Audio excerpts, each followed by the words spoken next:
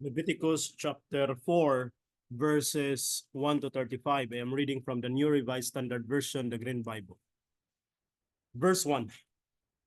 The Lord spoke to Moses, saying, verse 2, speak to the people of Israel, saying, when anyone sins unintentionally in any of the Lord's commandments about things not to be done, and does any one of them, verse 3, if it is the anointed priest who sins, thus bring guilt on the people, he shall offer the sin that he has committed, a bull of the herd without blemish as a sin offering to the Lord. Verse 4, he shall bring the bull to the entrance of the tent of the meeting before the Lord, and lay his hand on the head of the bull, and the bull shall be slaughtered before the Lord. Verse 5, the anointed priest shall take some of the blood of the bull and bring it into the tent of meeting. Verse 6, the priest shall dip his finger in the blood and sprinkle some of the blood 7 times before the Lord in front of the curtain of the sanctuary.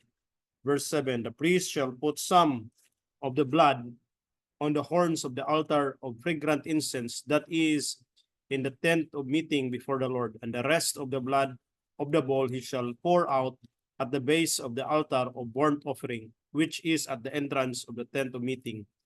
Verse 8, he shall remove all the fat from the bowl of sin offering, the fat that covers the entrails, and all the fat that is around the entrails. Verse 9, the 2 kidneys with the fat that is on them at the loins, and the appendage of the liver, which he shall remove with the kidneys.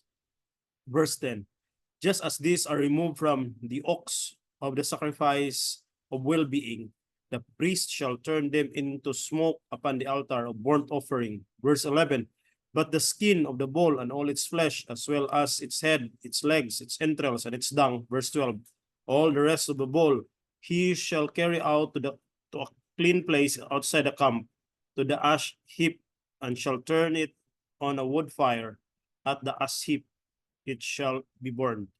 Verse 13, if the whole congregation of Israel errs unintentionally, and the matter escapes the notice of the assembly, and they do any one of the things that by the Lord commandments ought not to be done, and incur guilt. Verse 14, when the sin that they committed becomes known, the assembly shall offer a bull of the herd for a sin offering and bring it before tent of meeting. Verse 15, the elders of the congregation shall lay their hands on the head of the bull before the Lord, and the bull shall be slaughtered before the Lord. Verse 16, the anointed priest shall bring some of the blood of the bull into the tent of meeting. Verse 17, and the priest shall dip his finger in the blood and sprinkle it 7 times before the Lord in front of the curtain.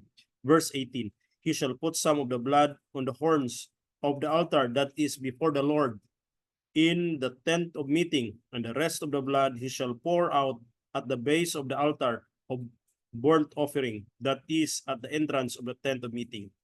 Verse 19, he shall remove all its fat and turn it into smoke on the altar. Verse 20, he shall do with the bull just as is done with the bull of sin offering. He shall do the same with this. The priest shall make atonement for them, and they shall be forgiven. Verse 21, he shall carry the bull outside the camp and burn it as he burned the first bull. It is the sin offering for the assembly. Verse 22, when a ruler sins doing unintentionally any one of all the things that by commandment of the Lord his God ought not to be done, and incurs guilt. Verse 23, once the sin that he has committed is made known to him, he shall bring as his offering a male goat without blemish. Verse 24, he shall lay his hand on the head of the goat. It shall be slaughtered at the spot where the burnt offering slaughtered before the Lord. It is a sin offering.